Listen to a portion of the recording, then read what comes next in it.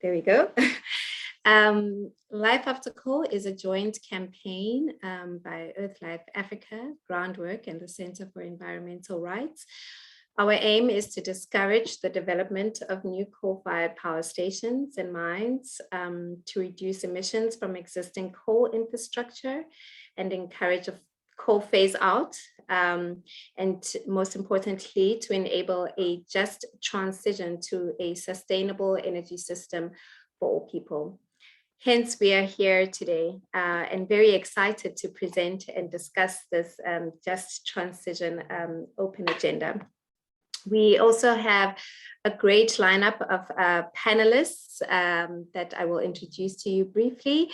First, we will be hearing from Victor Munich. Victor is the Life After Coal Just Transition Advisor and has been part of this process of drawing up the open agenda since day one. He will be telling us of the story of this process and briefly introducing us to the open agenda. We will be hearing from Comrade Zethu Hlatshwayo, who is a member of the Kuthala Environmental Group in Ermelo, who the group has been working closely with Groundwork for many years. Comrade Zethu will be speaking about the work Kuthala has done in relation to abandoned mines and the importance of rehabilitation for a just transition. We'll be hearing from Ilana Grayling, who is from the Concerned Citizens of Lephalale, also a coalition that has worked very closely with EarthLife Africa for many years. Ilana will be speaking about the fight against coal in Lephalale and will be sharing with us some of the victories and struggles that they've faced in that region over the years. We'll also be hearing from Comrade Lucy Duba, and I hear it's her birthday today, so happy birthday, Lucy. Lucy is, of course, from the Women for Change, a community movement in Marapong in Limpopo. Lucy will be speaking about the effects of pollution, as well as the community work towards a just transition. In closing, we will be hearing from Bobby Peake, the director of Groundwork, as well as a commissioner in the Presidential Climate Change Commission.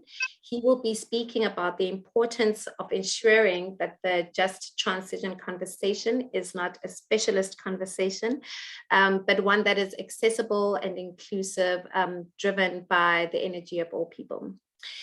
And a few housekeeping rules. Of course, we just ask if all participants could keep their cameras and microphones muted unless they've got a question, which we will get to that section later.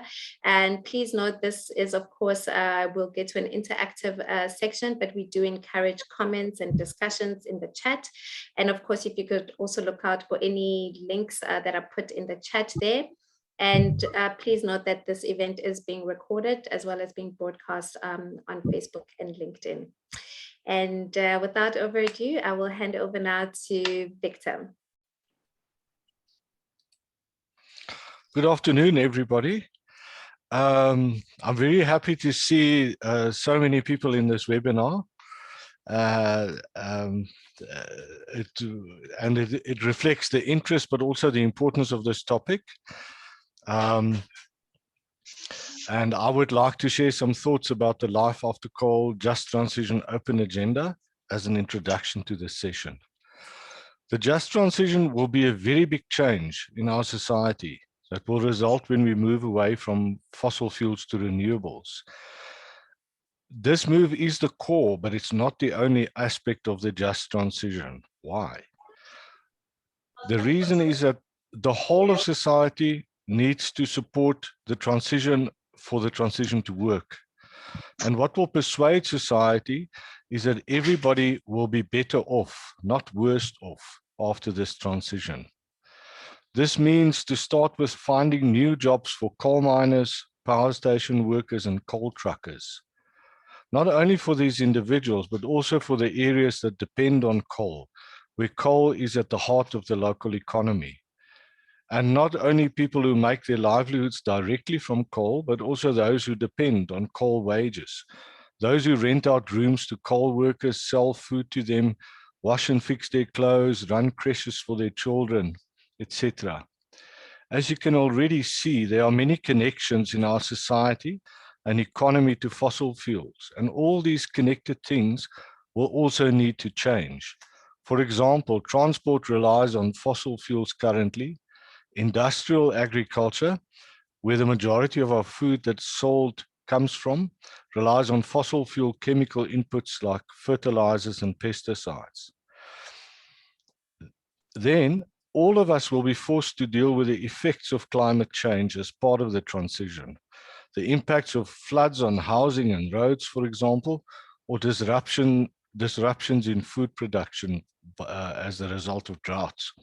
We will have to ask local government how they are preparing to deal with coming disasters, as well as doing their basic job of keeping the townships operational, water supply, roads, and waste management. But what will they do when disaster strikes? As it will, because as a planet, we're already headed for a 1.5 degrees Celsius increase in temperature, with all the difficulties that that will bring. However, if we do not act very quickly, as recent reports have shown, to reduce greenhouse gases, global warming will be more than 1.5 degrees, and we will face more serious climate impacts. On 30 July this year, at the public online meeting of the Presidential Climate Commission, there was a commitment from the CEO of Eskom, the Deputy Minister of Finance, and the Minister of Public Enterprises to an energy transition away from coal. The question now is not whether the transition will take place, but whether it will be just. And for it to be just, it needs to be openly and democratically debated, and it needs to be broad. It needs to be felt in many different aspects of life and our society. Because of that, we need to also see it as an opportunity for transformation, not just of the energy sector, not even just of areas like transport that are connected to energy. It needs to be a transformation that results in social and environmental justice for everybody in our society. This means gender justice, justice for our youth and their future, and a new economic system that makes it possible for everybody in our society to flourish. And we argue that the way to achieve that is to use an open democracy approach. The just transition has the potential to continue the transformation of our society after apartheid and colonialism, a transformation agenda that has been interrupted and has become stuck. To make sure that the transition is in fact just, and not just being called just because it's a nice thing to say, the Life After Coal campaign is presenting an open agenda for a just transition. This agenda is based on the first open agenda worked out by community activists in Middelburg in July 2019 at the National Coal Exchange meeting then. Why do we call it an open agenda? These are open agendas because we do not think we have the final word. We don't have the answers. We want to discuss with potential allies what their views are, and we are prepared to change in the light of these discussions. And it is an agenda specifically because it's made up of things that need to be done so that we can go through a just transition. There are 12 main points to the agenda, and it goes like this. We call for a just transition from coal and other fossil fuels to society based on clean, just and renewable energy and social justice. We demand a new sustainable energy system to replace the current system based on dirty fossil fuels that only serves the elite. We demand the end of financing for coal and other fossil fuel investments, including gas, the rehabilitation of land and water ruined by coal mining and coal burning, concerted efforts to prepare for and deal with the impacts of climate change, which includes fixing the townships, a new health system that works for the health of all, transport and communication systems that are inclusive, and enable all to take part in public debates and decision-making. Food sovereignty and food security for all. Improved and accountable local service delivery. A new economic system in which economic decision-making starts by asking what the needs of people are and how to fulfill them, rather than to have an economy that serves profit. A society rooted in gender justice, with special attention to our youth and their future, and open democracy as the basis for decision-making. Please go and engage with, look at this on our website. These are basically the headlines, and it's a much fuller, longer document. And then to move to the 3 cases that we will be engaging with today, and that show, from a community perspective, 3 aspects that are highly relevant to the open agenda. This is the first of a number of webinars to engage with the open agenda, and we want to bring these 3 particular cases to your attention. In Ermelo, the community organization Kutala is battling to deal with 2 mines that were never rehabilitated or even made safe. Fires are burning next to an informal settlement where people live. It is a strong reminder that the legacy of the coal industry is huge, toxic, and dangerous. There are hundreds of mines that have not been rehabilitated. They all need attention. There can be no just transition without dealing with a toxic and unsafe legacy of coal and other fossil fuels. In Marapong, in Lephalale, people live in the shadow of the highly polluting Matimba coal-fired power station and close to the Medupi station and the Grootgeluk Exxaro coal mine. They live in a very unhealthy place. Health is crucial to the open agenda. Getting rid of coal burning will immediately improve people's health, but health problems will continue despite. They need to get attention in the just transition. And in Lephalale, in the area around Marapong, Matimba, and Medupi, activists have been dealing with one failed proposal for coal-based development after another. The good news is there have been many victories for the movements, organizations, and community members who have been fighting coal, since coal is no longer the giant it used to be. It is very important to see that the transition is already happening, and that it's our task to make sure that it is truly just. Thank you, and back to you, Lerato. Thank you so much, Victor. Yes, and please, everyone, if you could refer to the link that is in the chat when you have time. It's quite a huge agenda, so please do make the time to go onto the website and just peruse on there, and just bearing in mind that this, it's an open discussion, it's an open agenda, and there will be more of these webinars going forward. And of course, thank you so much for highlighting those 3 cases, which we'll be hearing more from. And so for now, I'd like to pass over to Comrade Zetu, who's going to be telling us more about burning mines and the pits of death. Over to you, Zetu.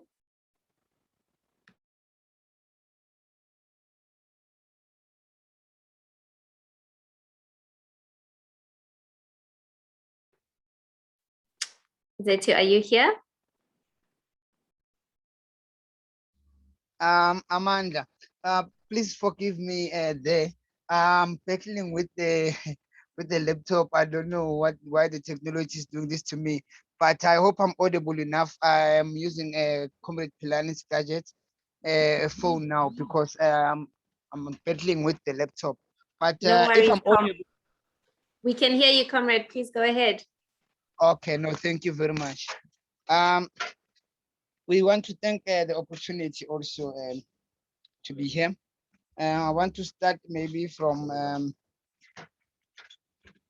the beginning. As said already, my name is Zetu Kajwayo. The spokesperson for Kutala Environmental Care Group. Okay.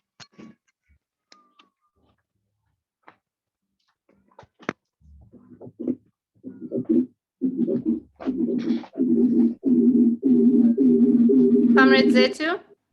Sorry about that. Okay, it looks like we are winning. Without wasting your time, I want to talk about the struggle that we've been fighting ever since 2012.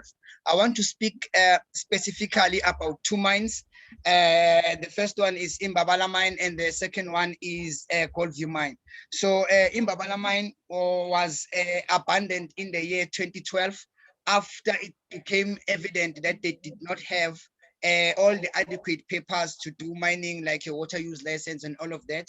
And then they disappeared into the thin air, leaving the land without rehabilitating, without anything. So there we had almost about 7 open huge pits as size of a football field, that most of them are contaminated with acid mine drainage. Some of them are lying open. One of them is called the pit of death, which has claimed so many lives, and so many carcasses are still filled there inside that mine. So I will also want to talk about Goldview mine. So these two mines, the first one that I'm talking about, Imbabala mine, is located at the heart of our community, surrounded by 6 communities, including 3 informal settlements at the heart of our location. And then the second one is the one that you see the picture there, which is Goldview. This one has been burning since 2015. Same story in Nakona. What has happened was that this mine, they were mining in a protected area. They were mining without having all the right papers, like your water use license and all of that. So after they've been mining for some time, there was an issue of the contamination of water, because our community started experiencing this dirty water, only to find out that it was them who were dumping burnt rocks into the streams, polluting the stream that is feeding our community of Wesselton.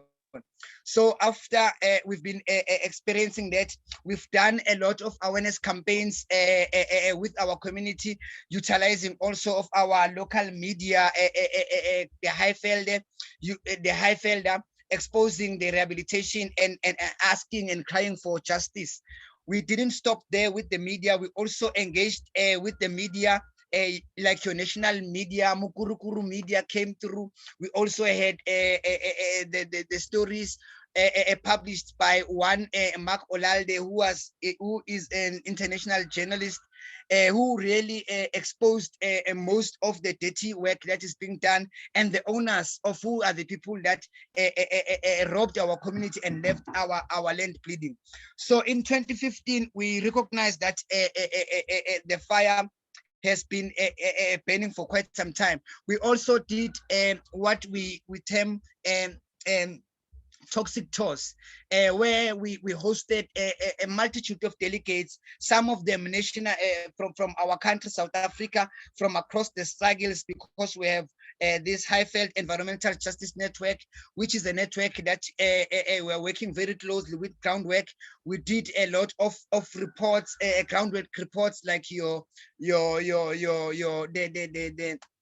the destruction of the Highveld book 1 and 2. So those reports are talking about these mines that I'm talking about. We didn't stop there. We've also did another one called Living Next to Mine, trying to expose the fires and the dangers of these fires that have been putting to the environment and to our community. After we've done all of that, we have seen that there is really no justice, or no one was prepared to do justice on our behalf, or on behalf or in defense of our community. We also, after those awareness campaigns and a lot of escalation in media and documentaries that we were doing to try to elevate our voices and escalate our cries to the relevant ears, we, through organizations such as CR, who trained our comrades, starting with Comrade Pilani, who attended the Rights and Remedies, also Comrade Shi, and then me lastly. Through the information that and the knowledge that we got through the rights and remedies, we were able to write our complaints letter, which we did after we did our international coal exchange, where we were talking about these abandoned mines and the negative impact that coal mining has left behind, especially for our community of Ermelo here in Mpumalanga. The biggest challenge is that after this coal mining has been happening, has been done, it's a short-term gain and a long-term pain, because now we are stuck with the situation of these mines. The other one is burning underground since 2015, and the other one has been left since 2012. What we have done was that we've written a complaints letter to the Department of Mineral Resources and Energy. We've written to the Department of Environmental Affairs. We've written to the Director General of the DMRE. We've written that letter after we have exhausted all the ink on the local stakeholders. When I'm talking about the local stakeholders, is that our mayor is aware of these mines that are polluting, that are burning, that have been escalating over since. The office of LED or local planning and economic development is aware of these issues. The Department of Environment at the local municipality are aware, but we didn't stop there. We also reported the matter to the Department of Disaster Management, who told us that no, that is mining. We are not interested, or we are not dealing with mining. Only to find out that is a disaster, the fire that is happening there, even though it's happening in the mine, but it's a recipe for disaster, or is a disaster in a making. We are not sure that maybe they are waiting for 100 people to die first before they declare that place to be a disaster. But we didn't stop there. We also went to the complaints office to try and report this issue. We went as far as try to report it to the provincial offices, of which all of these tries did not yield any results. After that, we wrote the letter that I've spoken about,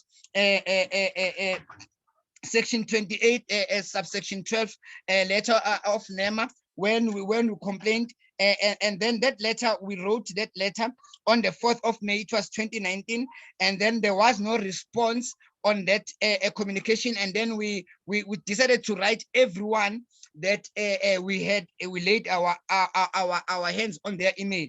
So that one we sent on the 13th, on the 16th of July. This was the same year, 2019.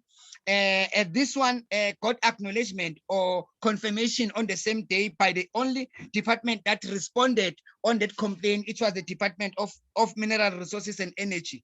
We also, on the complaint letter, attached some of the pictures and the articles of what we were talking about. After that, we were afforded a meeting that was arranged to sit on the 5th of August in the same year of 2019 at the regional offices of the MRE. On our delegation, we had Kutala Environmental Care Group. We had affected families that lost their children there. We had a delegation of Bobaba Unzimande, who had their houses cracked when the mine was still operational. And we had our brothers and sisters that were making a living there through artisanal mining. So on that meeting, we talked about the issues that the fires are escalating, and the open pits are still laying open there. What can be done, or what can we be assisted with as a community of Ermelo and Mpumalanga? And we also challenged the MRE that maybe they are speaking from a different point of view. They are just seated there in the office. They do not know the extent and the pain that you are suffering. We managed to get them to come through to Ermelo on the 13th of August 2019 for a site inspection. This site inspection declared the mines a high-risk area that demanded urgent intervention or action from the DMRE. But one of the challenges that we faced was that, one, we could not find the culprits, meaning the people who polluted our land and left the land bleeding. And two, there was no monies available, because the only money that was available was for Mbabala mine, which was only 600,000 rand. Now, when we focus on Goldview mine, one of the things that we find out was that they did not have any money for rehabilitation, and actually the business rescue practitioner has a plan that he has never followed. Unfortunately, this fire has been happening while the business rescue practitioner is on site milking whatever that was remaining there, because what was happening was that they were mining the ash and the slurry that was left by Goldview, and still extracting and making money out of the damage, leaving all the rehabilitation without touching it or doing anything, including the fire that is burning underneath them. So it shows you that they have grown a thick skin to care about our community, to care about our environment. Nonetheless, we raised the issues with the DMRE, and then decided as a community that we needed to contain the fire and take a more proactive action. What we've done, we engaged with our communities, especially affected communities, to say this is the situation, and the community decided that we needed to start donating to try and remedy the situation, because we have done a rehabilitation or backfilling on the 16th of November 2018. We also invited the media. There is a video clip that you can also find there on Facebook, where we were backfilling the big open pit that has taken almost 12 innocent lives of young children that are always tempted to go and swim in those big pools that are lying there on those abandoned mines. We did successfully backfill that pit and prevented unnecessary loss of life. I must say that we were only able to backfill only one that was all dangerous, and the other one that yeah, really the background is disturbing me. I'm trying my best, but nonetheless, we managed to backfill that pit that was claiming so many lives. Now there's almost 6 still open pits that are still laying there open. The question and the challenge that you are facing as the community is, Senzenina, what must we do? How many more letters must we write? How many more doors must we knock so that we can find help or assistance remedying the situation? We have seen that these people that have come to do mining here has really cared about making sure that they care about the environment after the mining is done. So according to what our brother was saying, Brother Victor, about the open agenda, we are endorsing the open agenda because it speaks about the rehabilitation of these mines. These mines must be rehabilitated as part of just transition. Remember, there are many jobs that have been lost through the COVID-19. Many more jobs were lost through the lootings that were happening in South Africa. That shows the level of desperation of our people and our communities, and it shows us the neglect of the private sector, including the government's intervention in making sure that they assist our communities. So in closing, I want to say, as a community of MLO, as Kuthala Environmental Care Group, we have taken an initiative and a proactive step to do something about the injustice that has been happening. What we are seeking, what we are still suffering and struggling with, is that we still don't have any access of any funding or any resources. The fires are escalating. The summer winter is coming. Once the rain starts raining, once the rain starts coming, we will have a problem, a huge problem with water contamination, contaminated with acid mine drainage that could be prevented. So the situation is really out of control. And what you are seeing and feeling is that we are not getting the support to the work that doing when it comes to the people, the culprits, when it comes to the industry that have done this damage, and more the support, especially from the government. Because when we go to our regional offices, to Witbank, or we write any letter, they will tell us that our issues as Kuthala or as MLO have been escalated to the national level. When you go to the national level, you do not know who is the person. They will give you a letter to say, yeah, we are trying to find those people. Well, that has been going on for the past 5 years. How many more years must pass by while we are still looking for the people? According to our little information, is that when mines start mining, they must have rehabilitation funds set aside. Now, this is the classic case of what the total breakdown when it comes to that, because when you go and ask about the rehabilitation funds, you find out that the company only has 600,000 in their pockets to do rehabilitation. When you look at the damage, it would cost you $500 million to do that damage. What you are saying is the communities, that as the communities, as the people that were left behind, we must spearhead and lead the process of rehabilitation and make sure that we do not experience the same robbery by the culprits, whereby we give them the same opportunity to say, come back and rehabilitate the land that you spoiled, only to come back and rob us even further. Because what we want to do with these lands, we want to repurpose them to benefit our communities socially, environmentally, and economically. I thank you very much for the opportunity. I hope I was audible enough. Amandla and Aluta, continue. Amandla Kom, Siyabonga, you were very audible, and thank you so much for sharing that very important story. And really, it's always good to know and to see comrades on the ground are, using up, remedies and channels that are available to them to try and deal with these disasters, as you say, short-term gain and long-term pain. So, the struggle continues. And now I think I'd like to hand over to Ilana, who is going to be telling us about more about the work they're doing in Lephalale. Lephalale is holding its breath. Over to you, Ilana. Hi everybody. Thank you for this opportunity. Pardon me, I'll switch off the camera just to make it easier for us with bad signal here. I have been living in Lephalale for the past almost 30 years. And I want to say this, we came to live in Lephalale because we honestly believe that it is the most beautiful place on earth for us. But we had a bad surprise. In the Lephalale area, also known as the heart of the Bushveld, since the late 80s, there's a huge open pit coal mine called Exxaro's Grote Geluk mine, as well as the Eskom Matimba power station.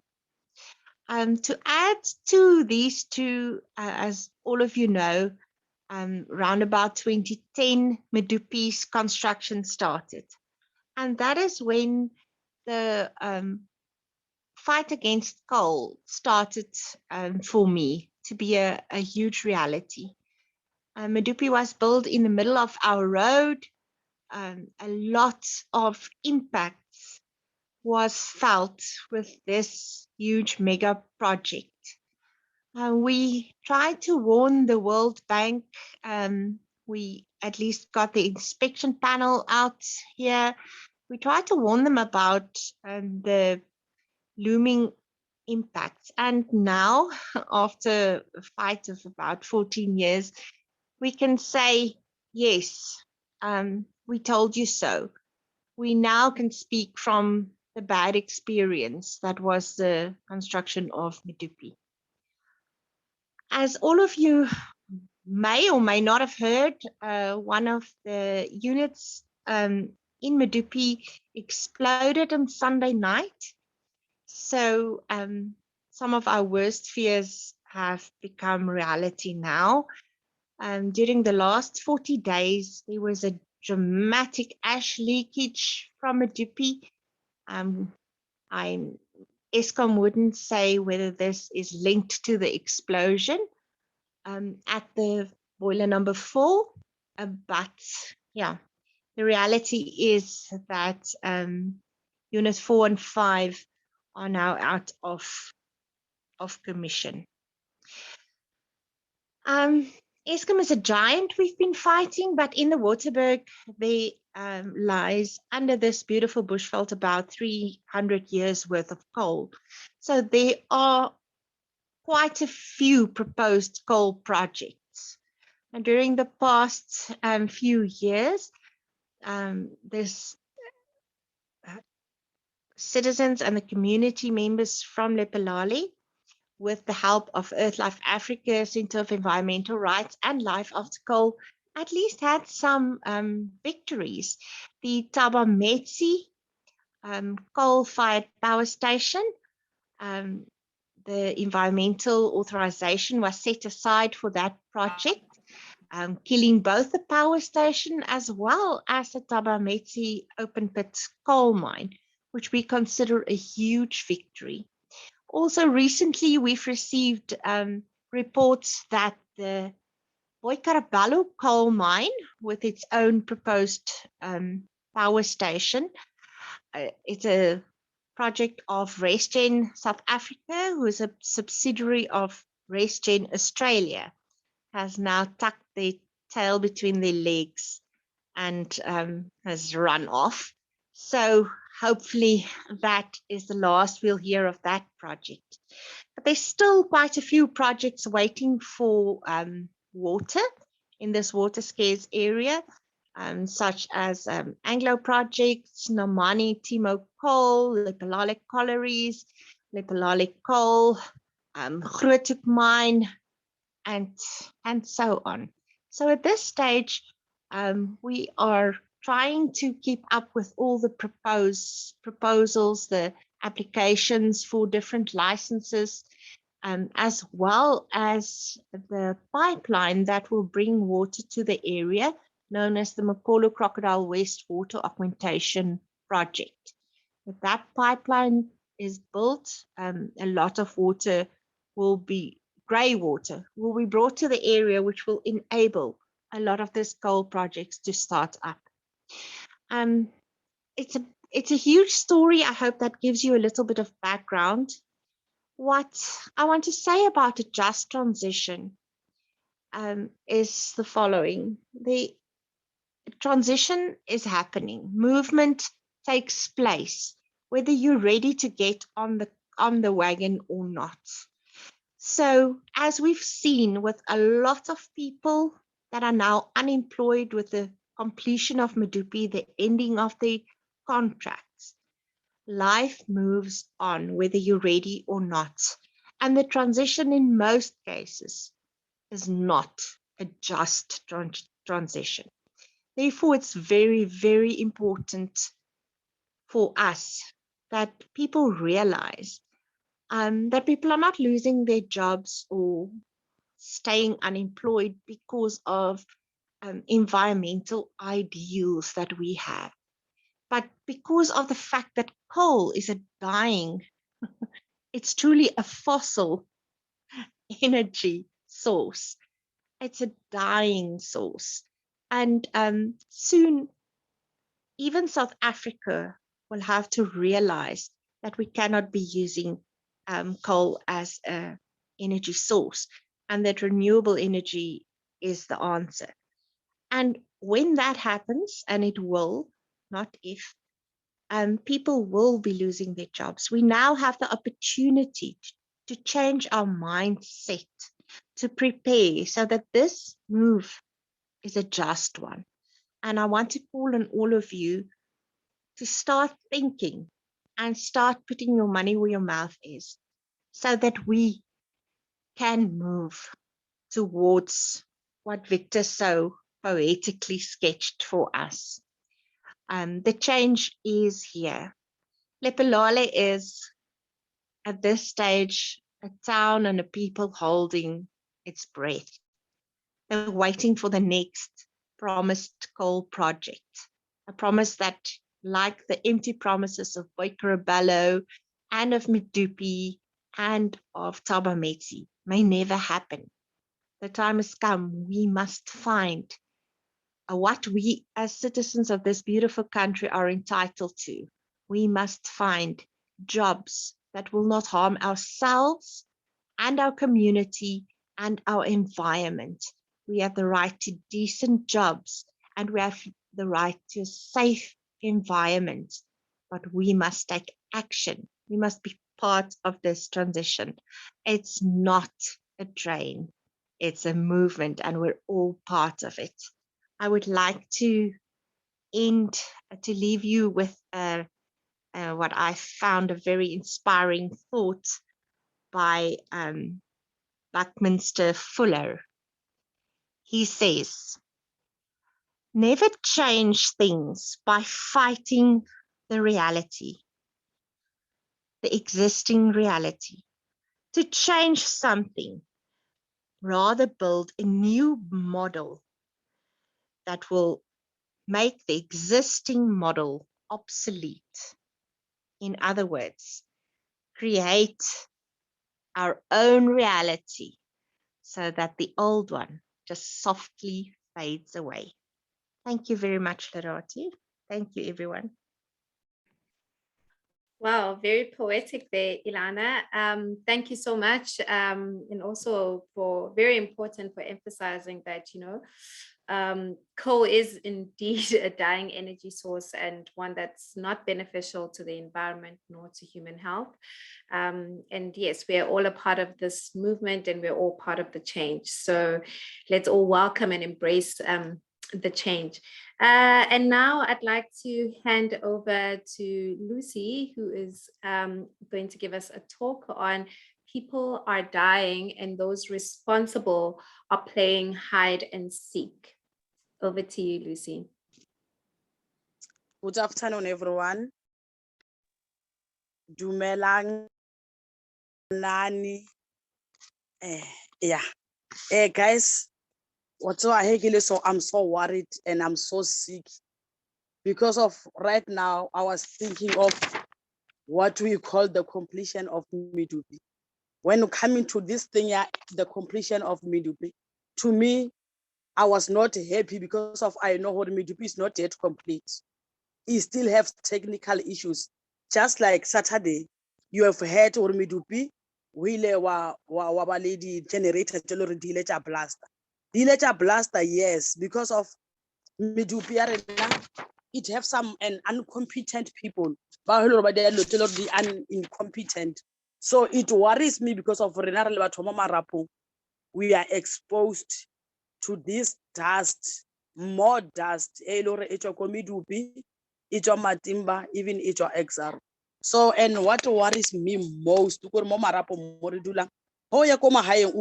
tell you, we know how you can survive as long as you marapo. So, meaning, ESCOM doesn't care about our lives. Many people, they have respiratory diseases like TB, and of which is caused by the pollution. Sometimes say ukabia bata mo morao ha mokuku or pula ha ena e tshele metsi mo bateng o kgone o sebedisa metsi a pula. To your surprise, you will get small particles to show that this dust re-exposed to ana too much. Ukre metsi ale asa bontshe hore ke metsi a pula. Anale that thing ya coal.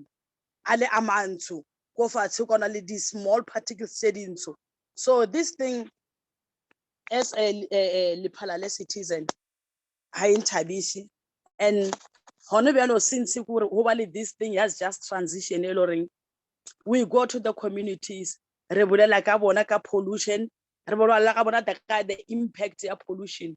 So even although it is not easy Moliphalale, because of everything Moliphalale is politicized, but development and jobs.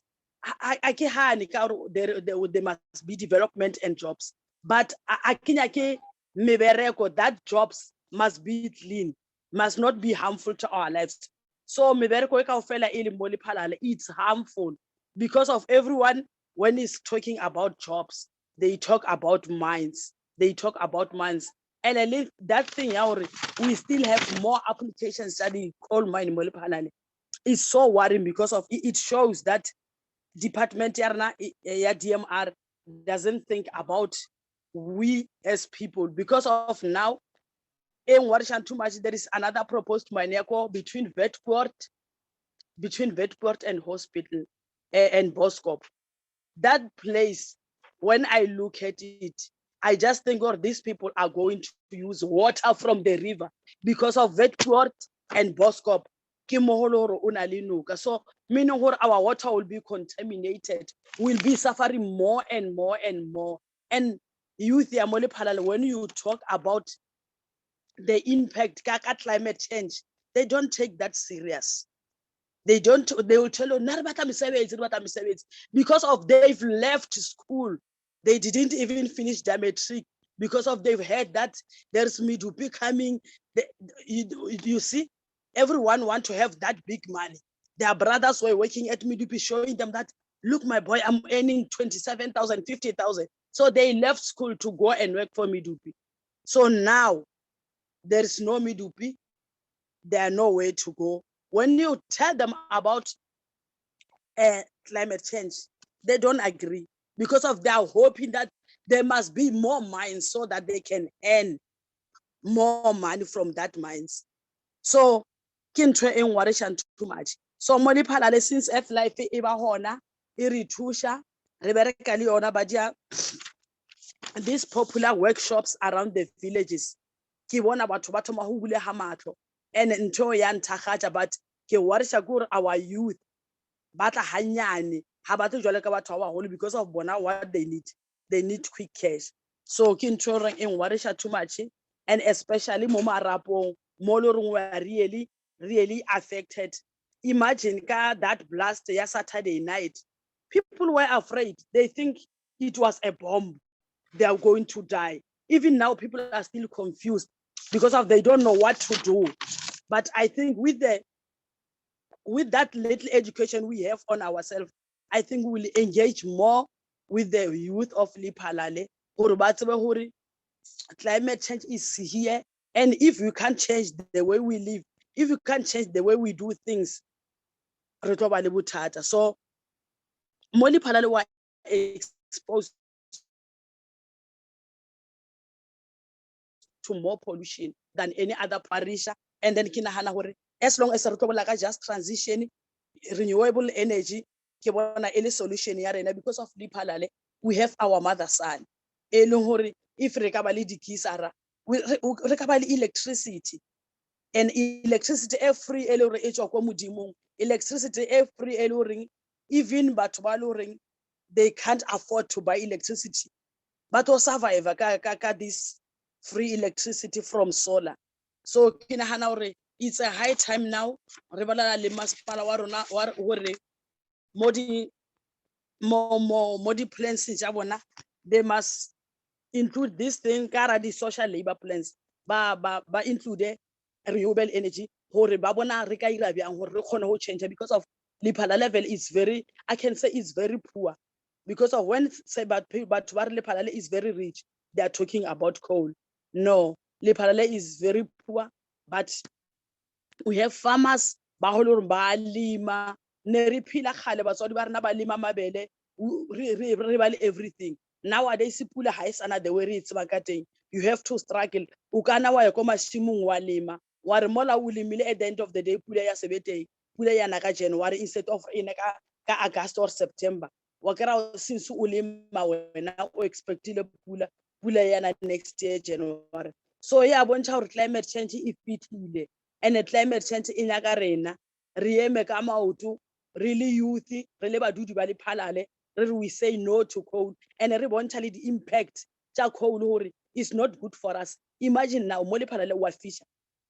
Right now I have to take umbrella when I'm going to the shops, whereas some other places is still cold, meaning hore climate change it will affect more and more and more and more. Imagine her temperature such a 45 degrees because of the more mines tailoring the add more heat. Meaning we can't plant anything. Even our livestock will die, even ourselves, because of temperature. So it's a high time give up until win a youth because of what I believe in. Win a youth because of youth understanding better than we can agree with them, but tomorrow they will be dead. So I'm very, very, very worried. I'm very worried.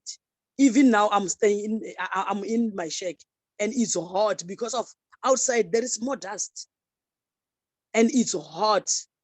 So that's what I want to say. Just transition is the solution. There is no way we say yes to coal. No, we can't say yes to coal because of it affect in a very, very bad way. Even our healthcare system, they don't tell people what is the cause of the respiratory diseases. Now, once ba mo ntshitse ko mine ba mo file sick leave, you must know that the problem have started. And the moment mothola aishwa, they will say no, hi ba se ba mo loile, of which is no, is cold because of his lungs used to breathe cold. Now when he's at home, the lungs is no longer breathing cold, ushwa easily. So coal is not good for us. We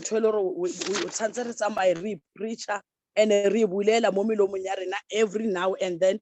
And I have that belief ya hore he re rutile basadi ba rena ke bona ba tlo kgona o ruta bana ba bona, because of banda ke bona ba re we want madi, bana ba rena ba tlo jang because of batho ba bangata mo lephalale azanka ba bereka ba thomile o ithuta ho bereka ka medupi. And at the moment ba thoma ho bereka ka medupi, they have seen hore ko di coal mines ba re fa tšhelete e ngata, so they can't work anywhere. What they think now is mine o mongwe bulwaneng, when did another mine open? Ke ntho ba e nagana fela because of they want quick cash. So right now ko re rute basadi ba rena, re rute bana ba rena hore ba tsebe hore climate change e teng, and ona le ntho ba re ke di climate impact tse le hore tse dingwe di negative and di causa ke eng, ke ntho e tshwanetse re tsebe. And le hona lo ba encourage hore hona le di public participation, they must not just sit around, they must go there and ask questions hore ba khone ho ba le more clarity. Right now we are here suffering at Marapo ina le problem ya water scarcity, batho ba khona re khona ho fetsa matsatsi 2 to 3 days re struggle ka metsi, mara hoka ya ko mine, the mines are still busy operating. Okay, butcher, where did they get water? Whereas rena re le di human beings re suffer ka metsi. So ke ntho le hore re tshantse re tsebe hore we must stand for ourselves. And ke rata ho leboha Earth Life Africa because of it le re bula matlo. We didn't know about this all along, but Earth Life they give us this education, and I'm happy because of I can stand ka khona we kemela hore na I don't want this. And the kids about hiking kemela, I'm even protecting my children and my future children, you see. So okay, that's all I want to say. Thank you. Thank you, Comrade Lucy. I'm not sure. Oh, there was a request for a bit of translation there. Not sure if we'll be able to do that, but I think in essence, Comrade Lucy was really just taking us through the issues that they're facing in that community, and particularly the need for more education, you know, and as well as to reach the youth. You know, the youth are, of course, the future leaders of this movement. So it is definitely important to make sure we are educating and reaching them and making sure they are on board this just transition that we're talking about. And now I'd like to hand over to Bobby Peak, who will be talking us through his presentation on using the energy of the people to fight for green energy. Over to you, Bobby. Well, I thank you very much for that, Lucy, Lana, and Zetu. I feel as if there's nothing more for me to say. Yeah, I was completely blown away. I have heard of these stories so often, but every time I hear about it, it really touches me deeply. And thanks, Victor, for making sure that everybody understands that what we mean and what we see when we talk about a just transition. The demand for just transition is a political demand.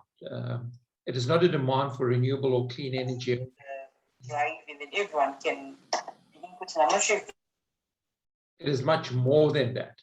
And as Friends of the Earth International articulates, and Groundwork is part of Friends of the Earth International, the climate catastrophe is interwoven with many social and environmental crises, including oppression, corporate power, hunger, water depletion, biodiversity loss, and deforestation. So to keep global average temperature rise below 1.5 degrees requires a deep and immediate cut in the burning of fossil fuels. It requires the complete phase out of fossil fuel burning before the mid-century, obviously first in developed countries that created the crisis, then followed by developing countries. In short, we must keep oil in the soil and the coal in the hole and the gas in the land. And this requires an immense shift in how we work. And already nearly 20 years ago, we were talking about this as groundwork. In the mid-2000s, in 2005, groundwork was clear that a transition needs to happen with the people's movements at the center of it. People such as Zetu, Ilana, and Lucy.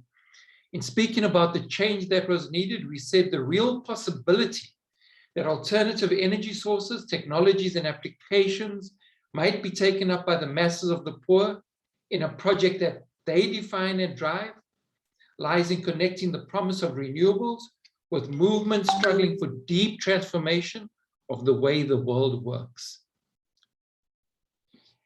And we also recognize that maybe we will not be successful.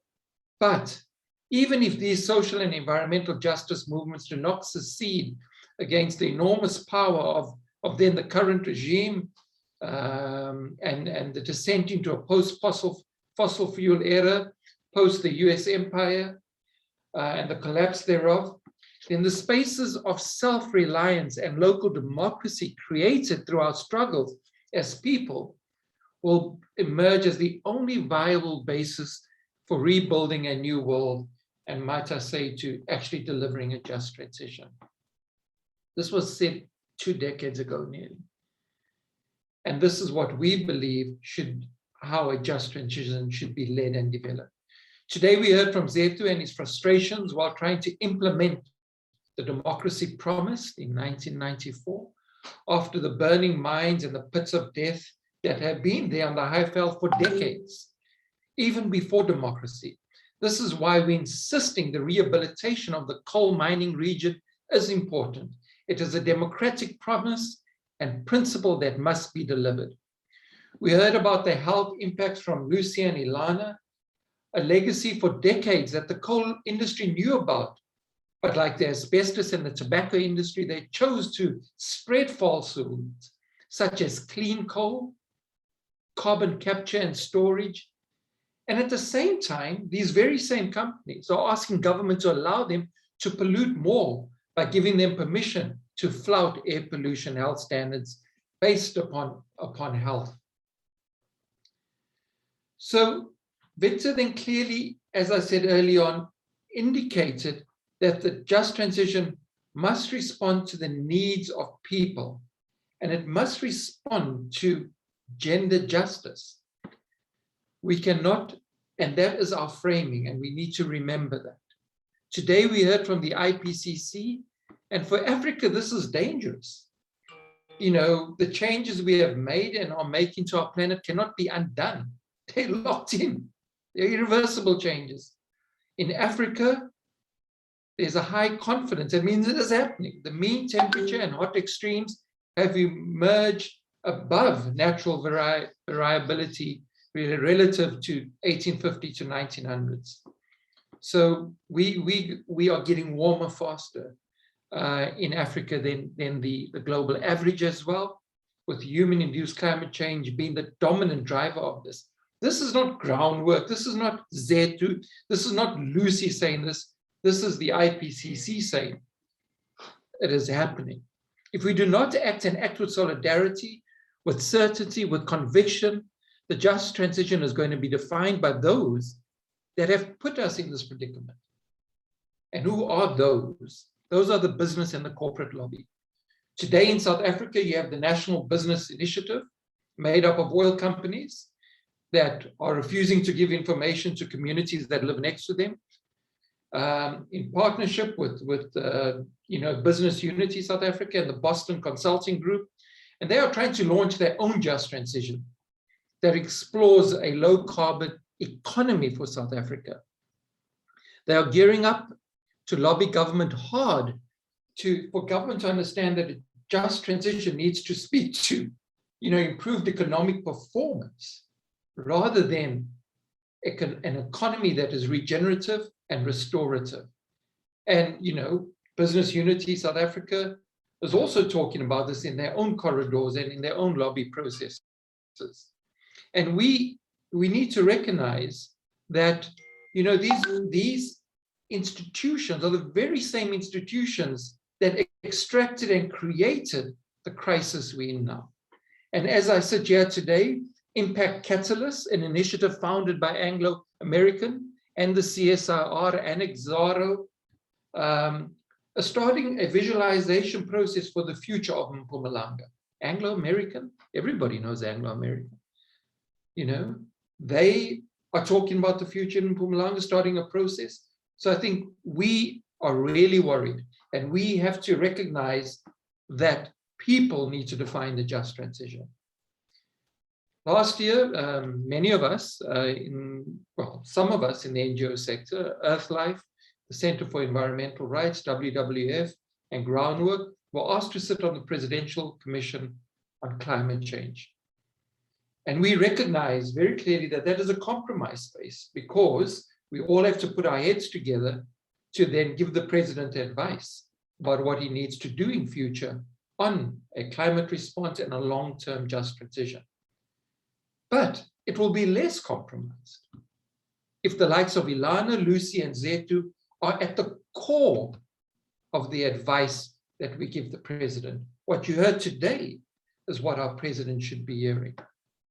The just transition is not a technical conversation between technicians, academics, and modelers like the Boston Consultants Group. It is about people who are living in the damaged fields and the neighborhoods of the fossil fuel industry. We need to work on a just transition that responds to people's needs, not corporate profits. Let us remember that unemployment in South Africa reached 53% of the working population during COVID.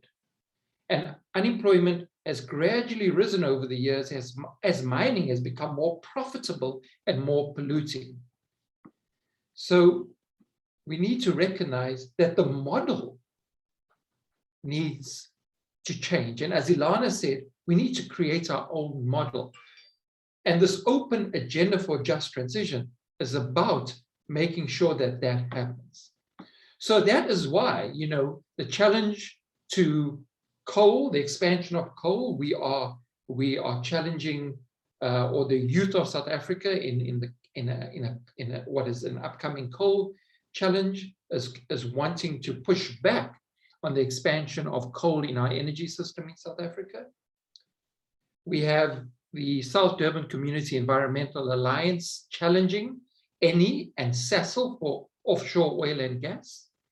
We have the Vaal Environmental Justice Alliance and Botshabelo Unemployed Movement challenging Rhino Oil and Gas in terms of their proposals to frack in South Africa.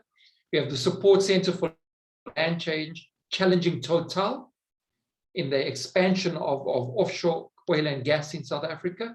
And as Ilana has said, we challenge, and we had warned the World Bank about not giving $3.75 billion to South Africa to pull Medupi, because we said it would fail. I'm not going to say more about that. Ilana has said enough about that. So what is really important is that this transition has happened.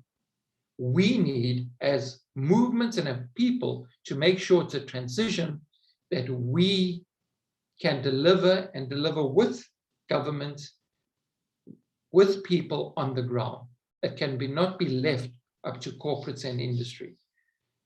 Mining, as has been said, is not stopping. The struggle continues, and mines are going to expand, especially as they expand for the renewable energy industry.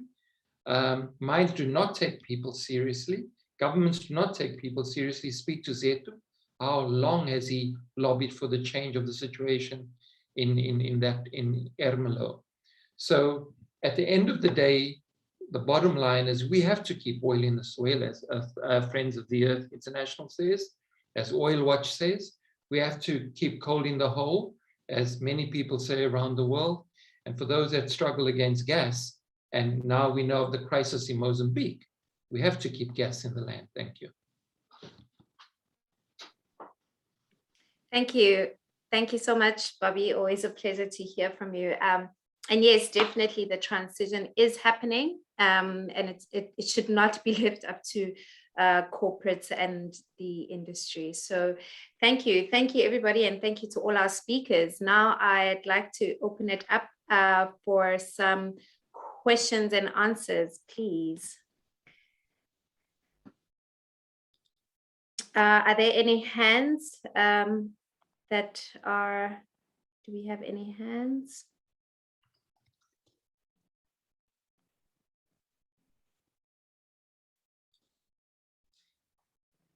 Yes, Joseph, please, let's hear from you.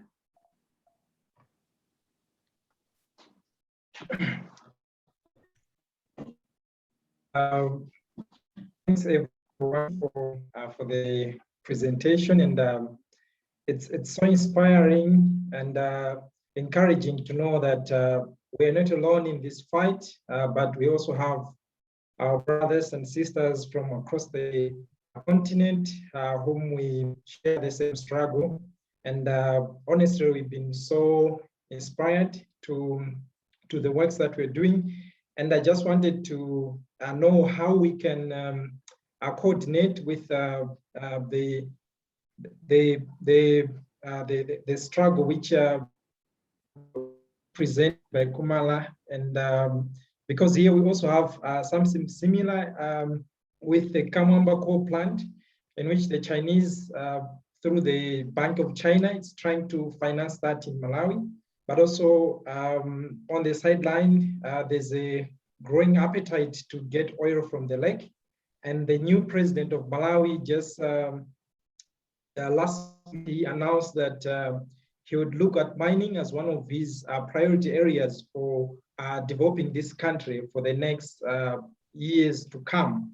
So that already poses even more pressure on the activists whom we are fighting to keep the fossil fuel in the ground. And yeah, we would really like to utilize the space on which we can try to closely work together, but also like to have like a coordinating point where we can also learn from the experience of others and also like share our experiences. But otherwise, this has been great encouragement to us. With my comrades, Jacob and David, and everyone is really fired up to do more. Yeah, but I just wanted to give that compliment. Excellent. Thank you so much. And thank you for joining us. Really appreciate that. And I think more than anything, as you say, it really shows, you know, this is now, it's a struggle for the continent. You know, we do need to come together and realize that, you know, these polluting industries are doing, you know, they operating in the same way across the continent, and everyone's feeling the same effect and impact. And so I'd like to hand over to Victor. I don't know, Victor, if you have any comment there for Joseph.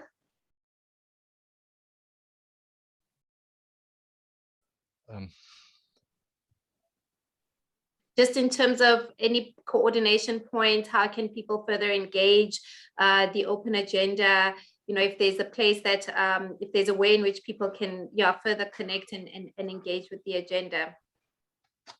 I can speak briefly to that, Joseph. And I will say that through the Africa Coal Network, we will present the agenda as well with Lorraine Chipondo, so that there can be discussions across the continent on this. Thank you. Thank you. Thank you so much, Bobby. There was a question here earlier directed to Comrade from Kutala saying, can't the community sue the state for rehabilitation funds? Because it was the duty of the state to see to it that there are sufficient rehabilitation funds. I'm not sure if anybody has a comment on the state's rehabilitation funds.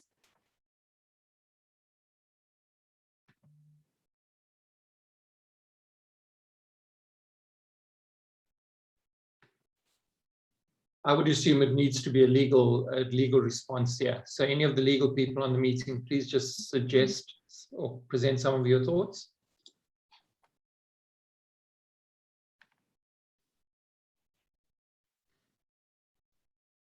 Okay, maybe we'll park that for now. There's a question from Sunny Morgan. What will be the impact for jobs and electricity supply with the explosion that happened at Medupi that destroyed Unit 4. Ilana?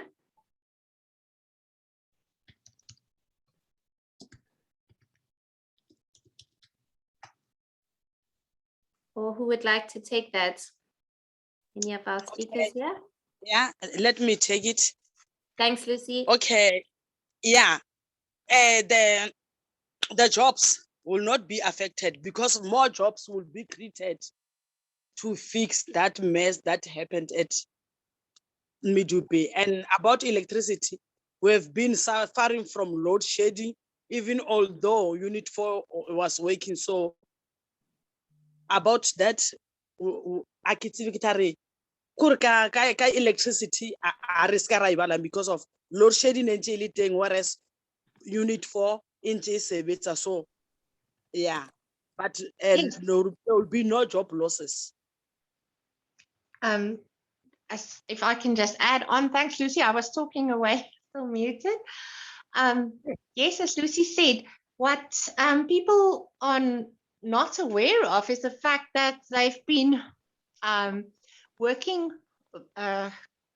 correcting some mistakes on the boilers at Medupi.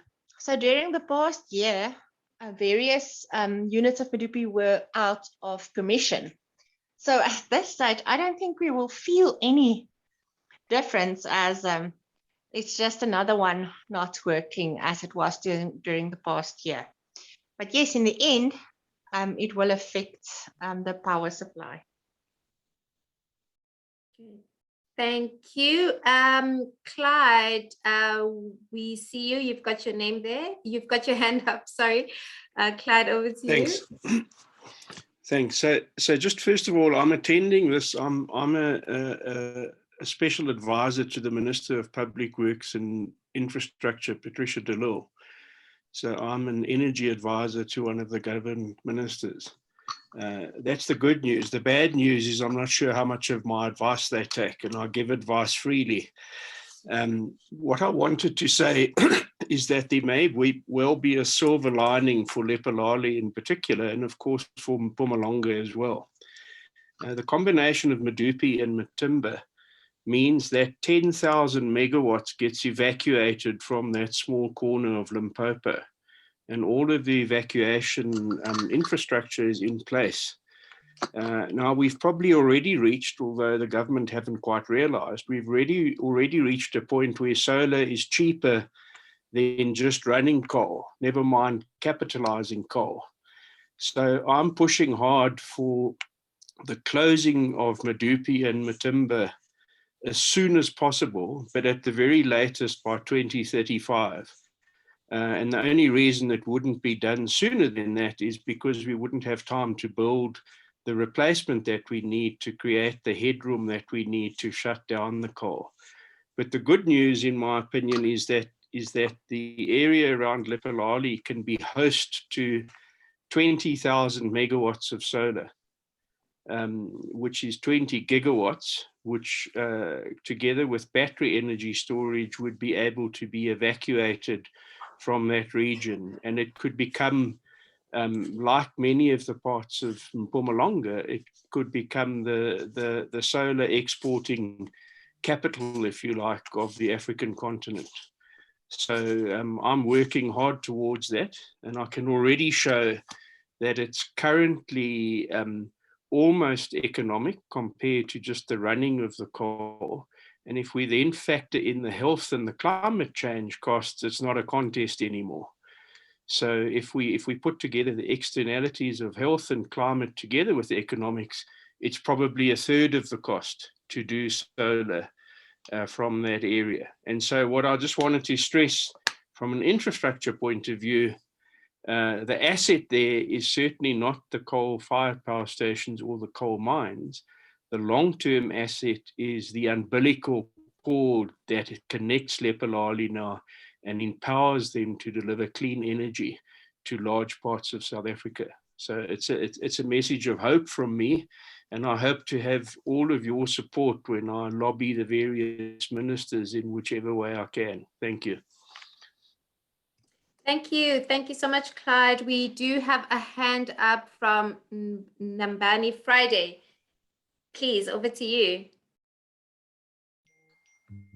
All right, comrade, good day from Nigeria. Mine was just a question.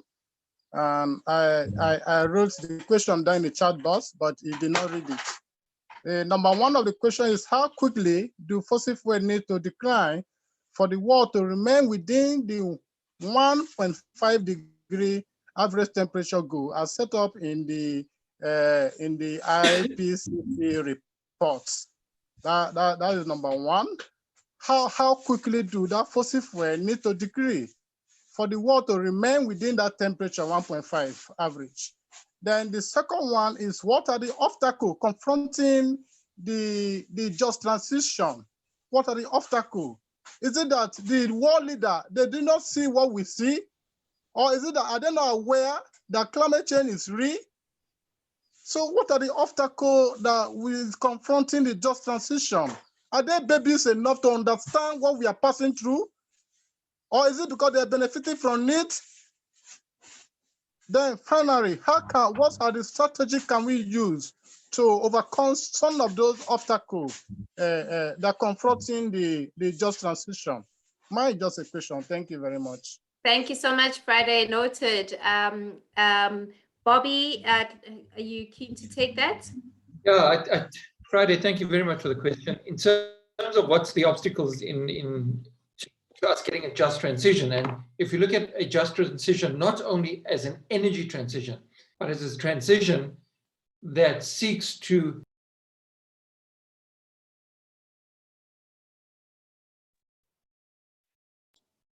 Sorry, guys, can you hear me? Sorry, yes, apologies. back. Thanks, Friday, for that question. I think if you look at a just transition in terms of not just a just energy transition, but a transition that looks at responding to all of society's needs. And that means a change of how we're working. It goes back to what we've been calling for many decades, system change, not climate change. I mean, these are slogans, but they're true because they speak to the heart of the issue. You remember the old slogan, another world is possible. You know, those are realities that we need to focus on as values and then build from there. And you cannot have a just transition if you're going to be stuck on economic growth, because economic growth in the world has created a super elite and masses of poverty. And if governments are going to consistently peg their hopes on economic growth, we're not going to have a just transition. A just transition means rejigging our economies so that they're regenerative and restorative. And what do I mean about that? That when you undertake an economic activity and you use what the earth has given you, you can allow that process to restore itself. So you don't overuse what the earth provides. So these are simple values from which we have to work. In terms of the IPC, I think it's 45. I might be wrong. It's 45% decrease in greenhouse gas emissions by 2030 to be able to get to 1.5. But I might be wrong. I haven't read the report, and these things change regularly. There might be a new measure today. Thank you, Bobby. And while we're just talking on the report, there's a question from Sunny Morgan asking, in light of the report that shows that 1.5 degrees is basically unachievable, how will this affect the just transition work here in Africa? Victor, anyone here to take that? Well, I think it's important to recognize, because there's a bit of a challenge within Africa. Do we have to talk about a just transition because we're not using as much fossil fuel as the rest of the world? And I think it's specifically that question that says to Africa, yes, it is about a just transition in Africa, because there's going to be there's going to be damage done to Africa. And we have to transition on how we work and how we do things. So there's this debate within the UNFCCC called loss and damage. And, what very little I know, I don't like the UNFCCC and its processes, is that Africa needs firstly, strong support from the world, but also a shift in how the elites within Africa, because it is also about how we change our development and our models of development in Africa so that it can talk to ensuring that Africans still have a continent in 2100.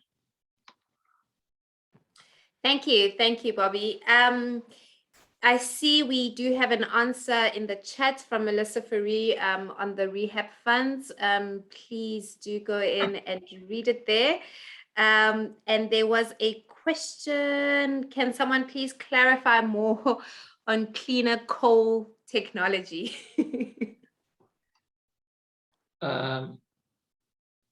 Well, nobody's taking this clean coal technology. What did the asbestos industry tell you? What did the fossil fuel industry tell you? What did the tobacco industry tell you? There is no such thing as clean coal. I mean, once you dig out carbon from the ground and you burn it, it is released. And, that's the long and short of it. So essentially, there is no such thing as clean coal. You have to move away from coal and fossil fuels.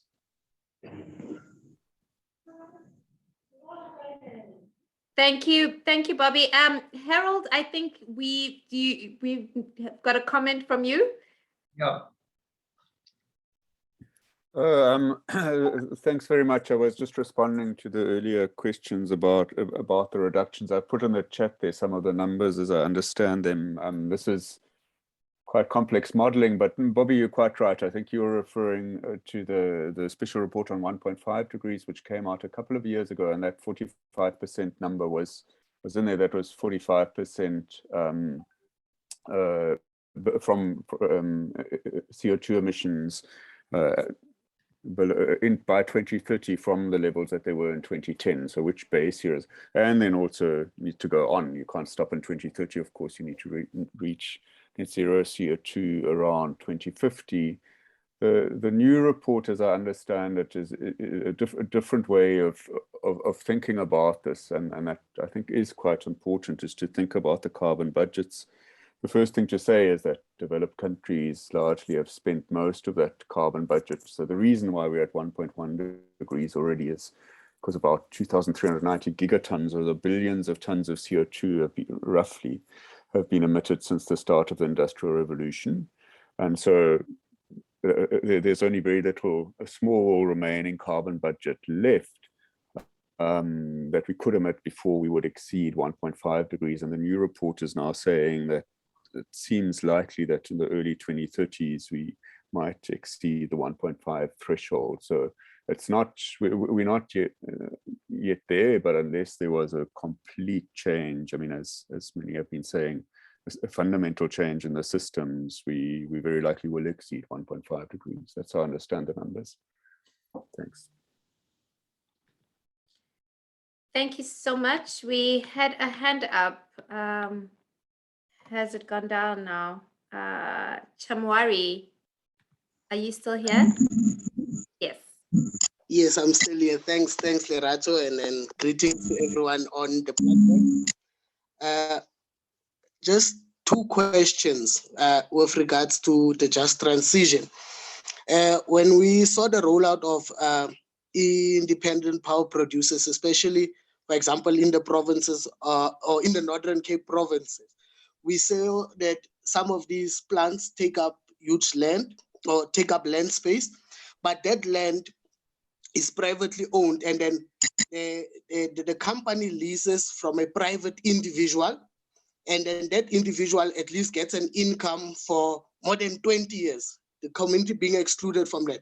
So how does the just transition tie into the land issue or the displacement of the previous owners of land to independent power producers, especially renewable energy projects?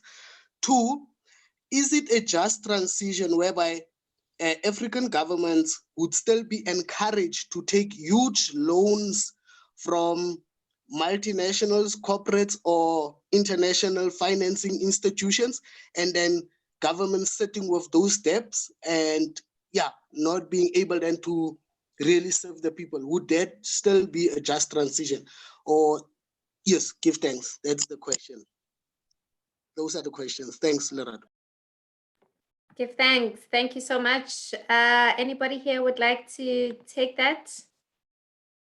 Any of our panelists?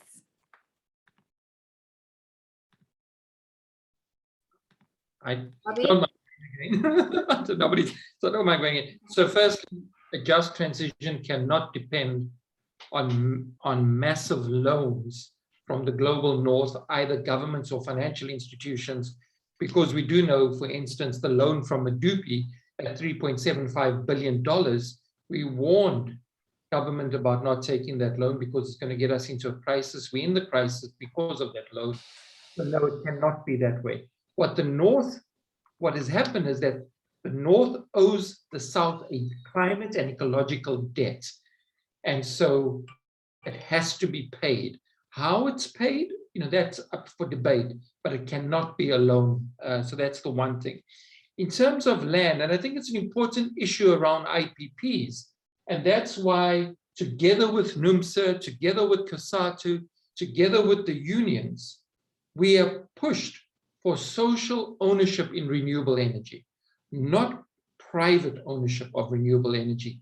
And Groundwork has worked with and spoken with unions for many years to push for the social ownership around renewable energy in order that people generally benefit, and not only a community who by chance lives on the land, so they get like the mining community in the Northwest with the platinum riches, where a particular family got all the money. No, it has to be for society. And we do know that the social labor plans that the mining industry has set up has been a complete failure. And the CALS, the Center for Applied Legal Studies at the Witwatersrand University, has a great piece of research that shows that that is definitely not the model we should be choosing. So we need to find a new model. Thank you, Bobby. Victor, is that an old hand? Is that a new hand? It's a new hand. I want to just contribute an answer. Sure. I think the question of land reform is a very important one. And part of when we say there has to be a transformation of the economy, it has to work in a different way. It means that people must have access to the basic resources to be able to live and to earn a livelihood. So that includes land, that includes water. So at a minimum, we must expand the commons. Even if people know the commons that are around towns that can be shared for livestock and farming, we must immediately start to expand the commons. But over the medium and longer term, there must be a redistribution of resources that's adequate to meet people's needs. So land reform must definitely be part of that, and so must water reform. And these are important aspects of the just transition. And that's why the just transition has to be a broad one. Wonderful. Thank you. Thank you so much. I see, if you haven't seen it already, there's another link to the open agenda. Please do go in there. And I'm just going to do a last quick check with our guests to see if there's any last comments. Any final comments from you, Victor, or was that it? Yes. That was it. Thank you very much to all the participants, and I really encourage you to engage with our agenda. It's not really our agenda, it's the agenda. Wonderful. Thanks so much, Victor. Last comments from you, Comrade Zetu. Thank you very much, Lerato. I just want to say thank you for the opportunity that has been presented to us to talk about our struggle. Just want to say that as we speak now, the fire is burning even more uncontrollable, because it's the time of the season where there is heavy winds. So even ourselves, we are locked in our little shacks, just for the wind. So you can imagine the more the wind finds the air, it takes it bends even faster. So I just want to ask from everyone that is here to say, if you know someone who knows someone who can do something about the situation, anything, whether it's financial provision, whether it's some equipment, whether expertise, whether it's some journalist, any kind of help, we are in need, desperate need of any help, but we will not stop, not tire, because we know this is our background, this is our life, this is our environment. There is no other earth except this one. We thank you very much. Aluta continua. Amandla. Thank you, Com. Last words from you, Ilana. Yes, I would just like to say thank you so much for this opportunity to share the story of Lepelale with all of you. I do believe that our power is in the fact that we can stand together all over the province, the country, the continent, and the world. That is the only way forward. So if anybody wants to contact me, feel free. And good luck to all our struggles. Thank you. Thank you. Thank you, Ilana. And to Comrade Lucy. Yeah, hi everyone. Bye-bye. And ke rata ho leboha batho kaofela ba ba kgone ho attend the webinar e. Ke re basadi a re emeng ka maoto. Ba re mmangwana o tshwara thipa ka bogaleng. Thank you. Thank you, Comrade Lucy. And Comrade Lucy was just reiterating the importance of women to be, leaders in the struggle, and to ensure that we definitely see just energy transition that places women at the forefront of the movement. And final words from you, Bobby.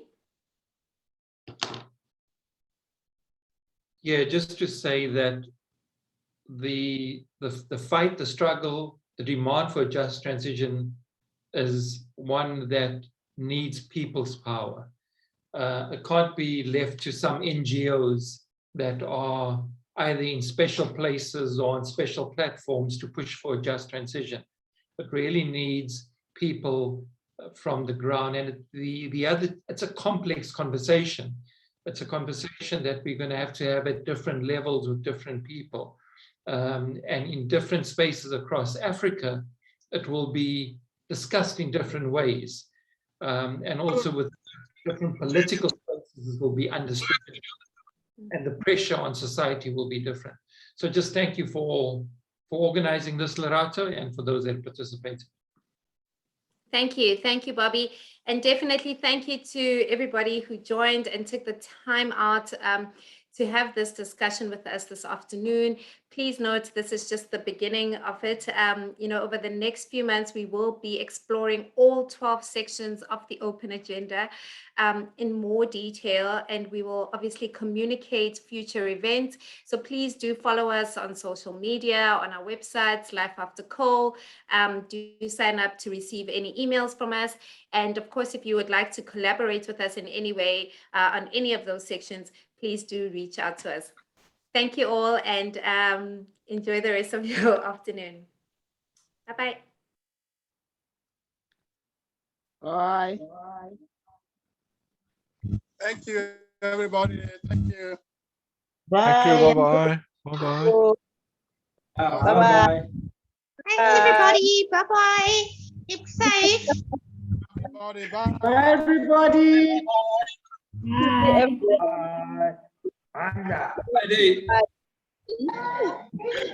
Thanks, comrades. Thanks, comrades. Isolate. Friday, we need to come to Nigeria, man. You need to come to Nigeria. You must stop this COVID nonsense. We need to get there. Comrades. Isolate. Comrade, I'm in Nigeria, Sababi.